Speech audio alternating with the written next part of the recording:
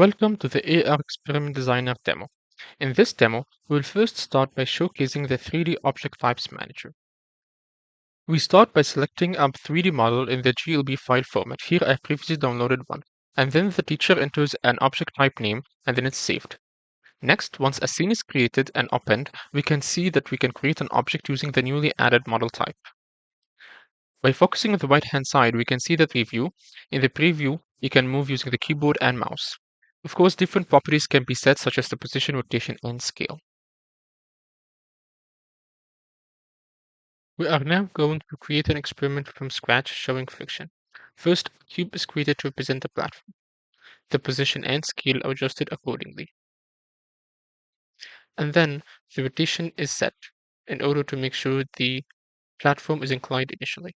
Next, the cube, which is actually going to be sliding, is created and the default properties are left. Moving on to the scene logic, first we create the nodes responsible for setting the friction values. These nodes are called on scene load, and the friction values are all set to 0.5 for both the platform and the cube. Next, the module responsible for showing the current angle above the platform is created. A get rotation node is used along with an eval string node and set description name node. Also, a normal eval is used in order to get the actual angle value from the rotation. Then, we create a simple module that just fixes the y and z coordinates of the platform rotation. Thus, it can only be rotated in the x-axis. Finally, a module is created that shows the speed of the cube above it. Again, a set description node is used as well as an eval string with a get speed node.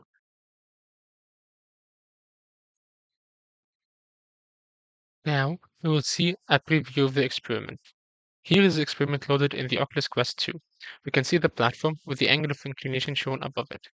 As we move the platform, the angle is changed. Now, if we place the object, the cube, on top of the platform with a very small angle, we can see that the cube doesn't slide.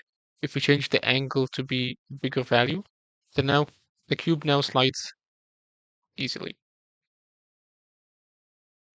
If we change the angle of inclination back to a smaller value, the cube will still slide but at smaller speed.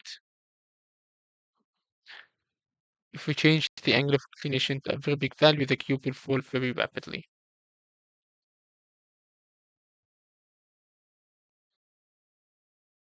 Now we will show a more complex experiment designed in EduAR. In this experiment, we help the student prove Ohm's law. The scene contains multiple custom objects in 3D. The resistors, the batteries, the voltmeter, and the ammeter. The batteries are differentiated from each other using a name above them. Each battery has a name representing its voltage. These names, of course, appear inside the Oculus Quest 2 on top of the objects. The same idea goes for the three different resistors. Of course, these items are grabbable by hand inside the Oculus Quest 2, so they have the is grabbable property set. We also have a sphere that acts as a light bulb and it's surrounded by the voltmeter. The light bulb is black and its color is changed depending on the current inside the wires. Then we have two green spheres. These spheres are the position where the user must place the batteries as well as the resistance respectively. Finally, there is the wires. The wires are basically just cubes that are scaled, rotated, and positioned as needed in order to make them appear as wires inside the scene. The scene logic for this experiment is quite simple. There's four main parts. The first part is responsible for setting the current resistance and voltage values. They start with a loop node and then repeatedly compare the distance between each voltage and resistance and the respective green sphere. The value is set in a variable called resistance and voltage respectively. The next part is simply responsible for calculating the current from the current voltage and resistance and saves it into a property called current. The two appearing in the formula is the light bulb resistance. Then, this part is responsible for showing both the voltage and current above the voltmeter and ammeter respectively. The values are retrieved from the variable set above, and an eval string is used to format the string before it's set using the set object description node. Finally, the last part of the scene logic is about setting the lamp light color. It's set to a gradient of yellow based on the value of the current set above. An eval is used to scale the value of the current to a value of between 0 and 1 to set as the color. Now we will see the experiment live inside the Oculus Quest 2. First, a brief description about the experiment is shown.